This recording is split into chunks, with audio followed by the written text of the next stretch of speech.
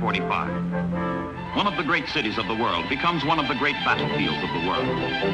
Center and soul of the Japanese war effort, Tokyo is objective number one for strategic air attack by the Allies. From the far-off Marianas, from Guam, from Saipan, from Tinian, come the B-29s, bringing war to the makers of war.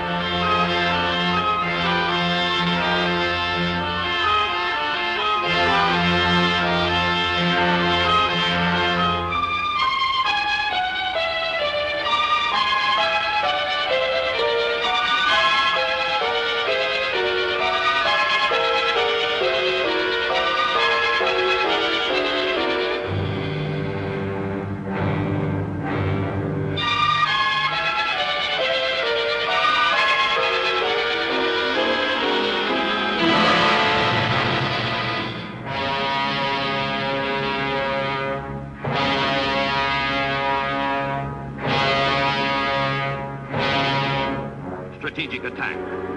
Shatter and destroy transport, industry, communications, resources, manpower. More critical to a country at war than her divisions in the field, her ships at sea, her planes in the air. The great fire raids consumed Japan. 66 cities are swept by hurricanes of flame.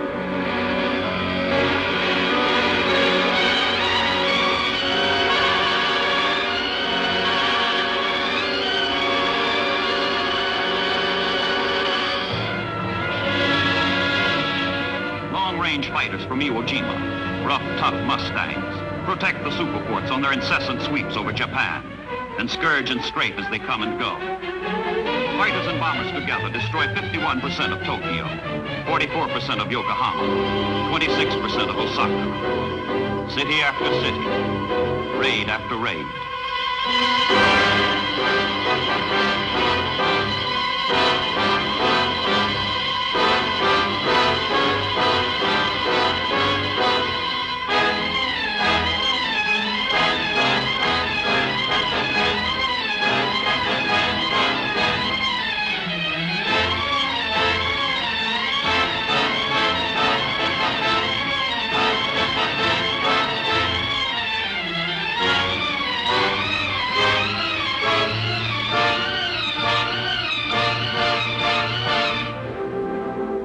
Back to base.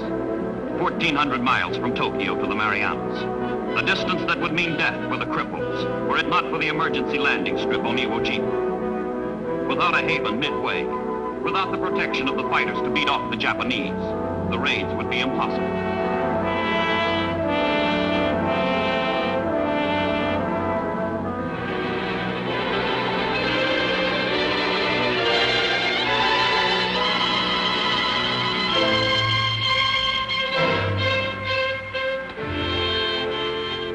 Iwo Jima is the haven. B-29s wounded over Japan come limping in to safety, to refuge. Before the war is done, 25,000 American airmen will owe their lives to Iwo Jima. And in the shadow of Mount Suribachi are based the rough, tough Mustangs that guard the bombers on their way to Tokyo. Iwo Jima, the indispensable island. But before Iwo Jima, over the limitless wastes of the Pacific, on 100 islands behind Iwo, a different war had to be waged before Iwo could be reached. The campaign of staging and supply in a twilight zone which was neither combat nor peace. Only a fraction of the millions in uniform ever fired a shot in anger. For them, World War II was routine monotony from morning till night. Day in and day out, week in and week out, month in and month out, year in and year out.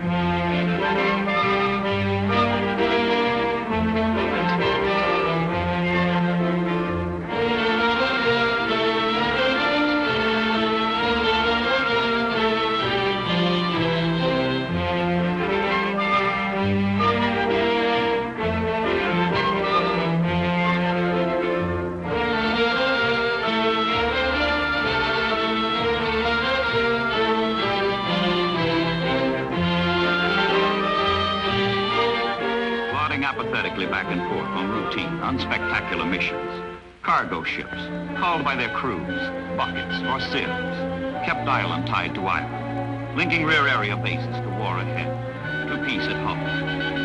If the dreary role of these ships and sailors demanded that they do that and this and that, they nevertheless executed their dull jobs.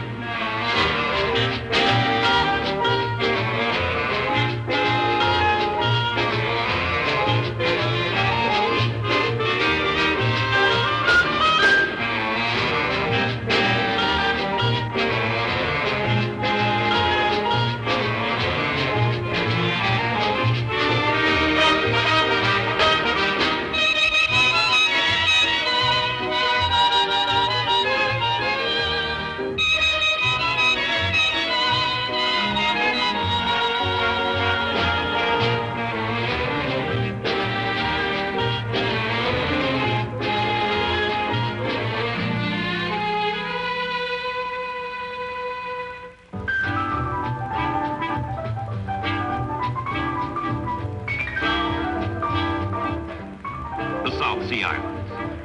Exotic, magic, fragrant. Land of mystery and romance.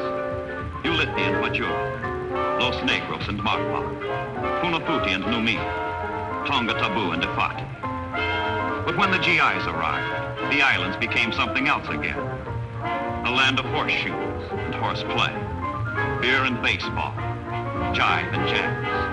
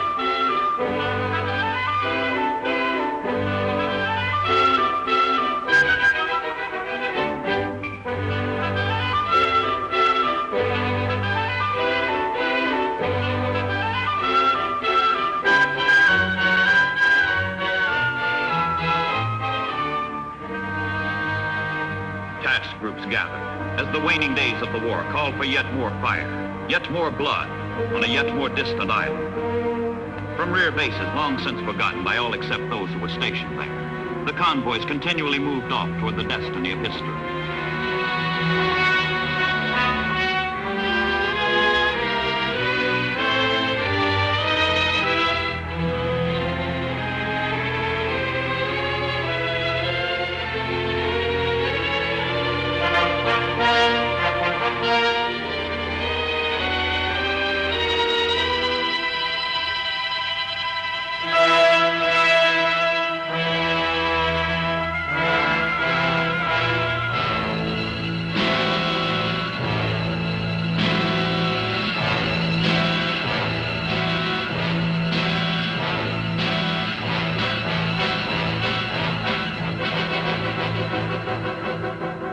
Not all the battles in the Pacific were fought against the Japanese.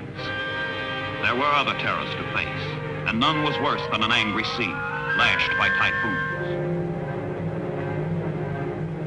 Eternal Father, strong to save, whose arm hath bound the restless wave, who bids the mighty ocean deep its own appointed limits keep.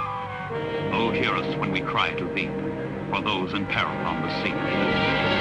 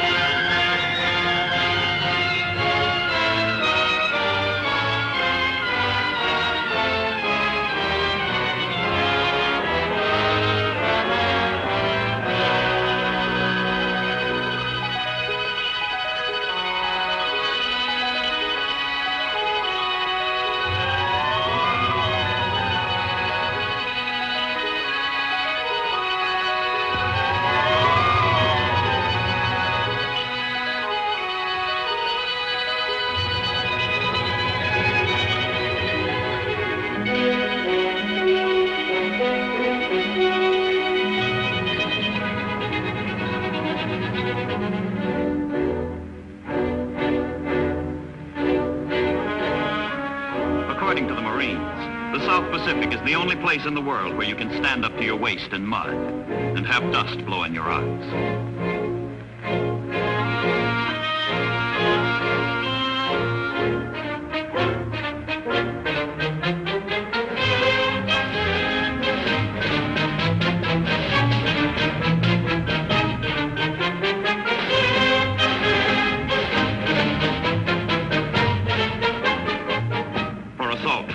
One thing was always certain. However bad any given island may have been, the next was sure to be worse. But the men who were ordered to take Iwo Jima in February 1945 could not know that the worst of all lay ahead.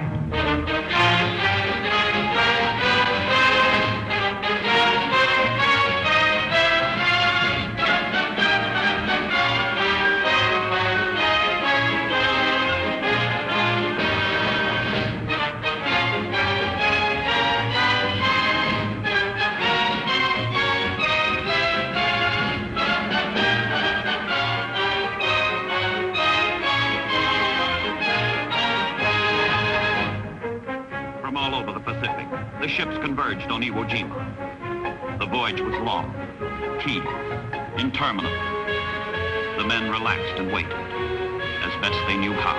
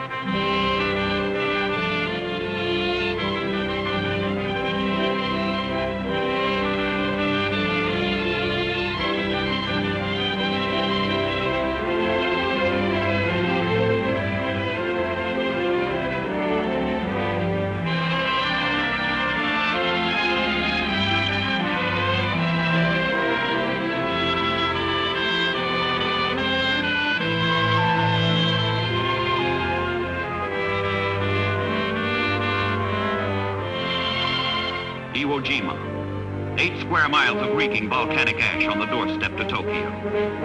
7 battleships, 4 heavy cruisers, 15 destroyers take up position, clamping a ring of floating artillery around the tiny island, picking their targets, finding the range.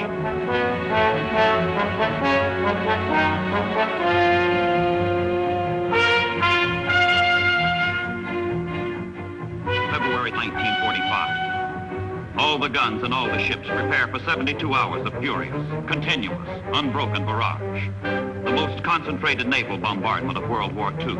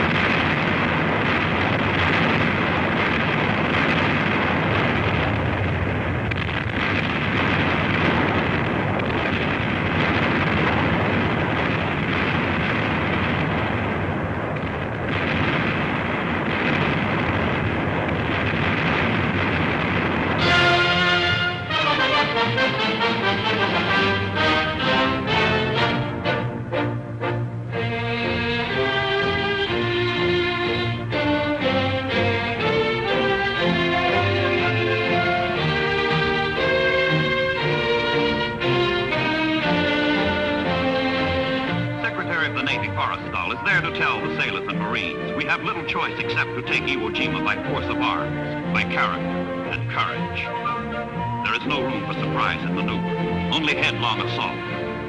Ashore, 23,000 Japanese soldiers are dug deep in the most formidable defenses the Marines have ever encountered. The island is a solid mass of underground fortifications, impregnable against bombardment. They can be destroyed only by force of arms, by character and courage.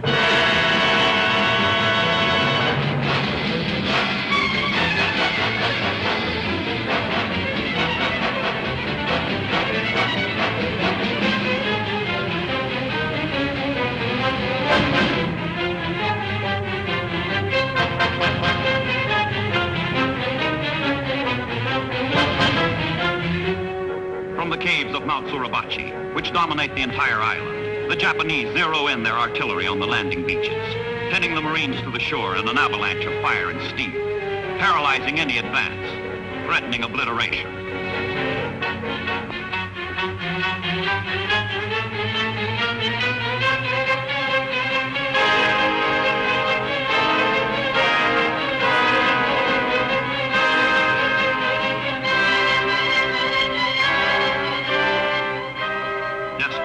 For help, for support, go out to the carriers offshore.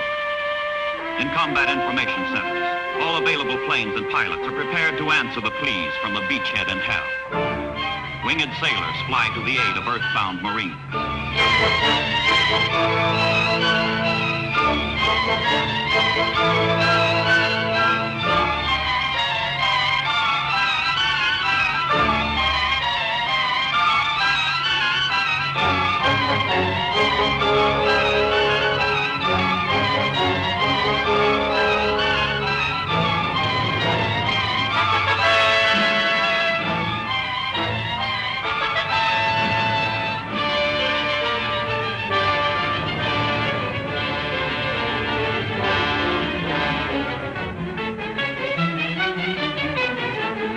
Character and courage. More reserves, more supplies, more Americans spill into the slaughterhouse that is Iwo Jima and claw their way toward their target, Suribachi. While the mountain remains Japanese, the island remains invincible. 5,000 American Marines will die before Iwo Jima falls. But in the bloody bookkeeping of war, the price will be balanced by the 25,000 American airmen whose lives the island will save. One man will die today. To save 5 will live tomorrow.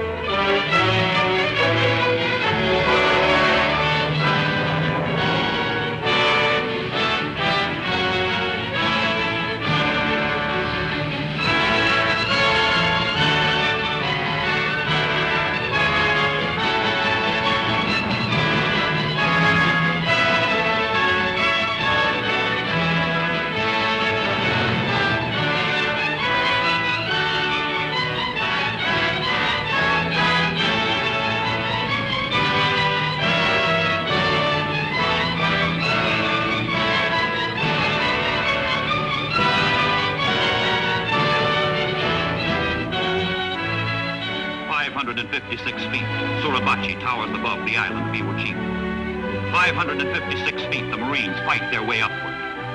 556 feet from disaster to victory.